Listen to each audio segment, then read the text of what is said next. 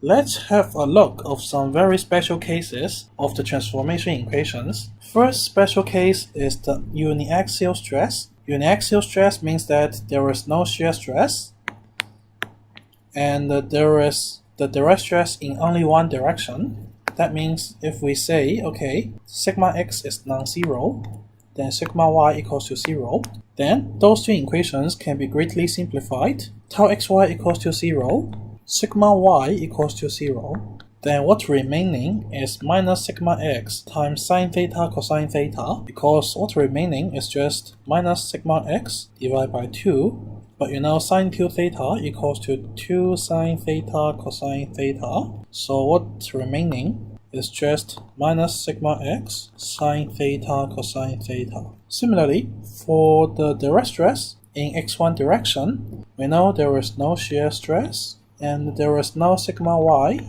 What's left here is just sigma x divided by 2 plus sigma x divided by 2 cosine 2 theta. Well, if you take sigma x divided by 2 out, and in the bracket it will become 1 plus cosine 2 theta. Well, it is just 2 cosine squared theta, right? So it is sigma x divided by 2, 1 plus cosine 2 theta.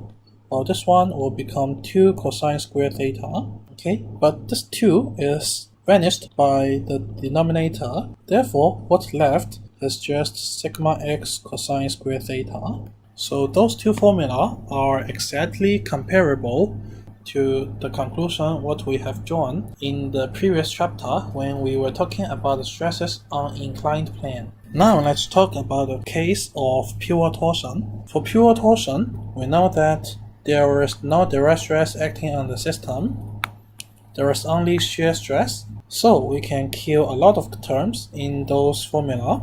So sigma x and sigma y are both 0, so this is completely 0. So the shear stress of inclined plane is given by tau x1 y1 equals to tau xy cosine 2 theta. Besides, for the direct stress of the inclined plane, we have sigma x and sigma y equals to 0, so the two terms in the front are eliminated. What rests in this formula is just tau xy sine 2 theta. Therefore, the direct stress in the x1 direction is given by tau xy sine 2 theta. Another relatively special case is the biaxial stress. That is, there is no shear stress, and for the direct stress, they are both non-zero. In this case, we can eliminate those two terms in the formula.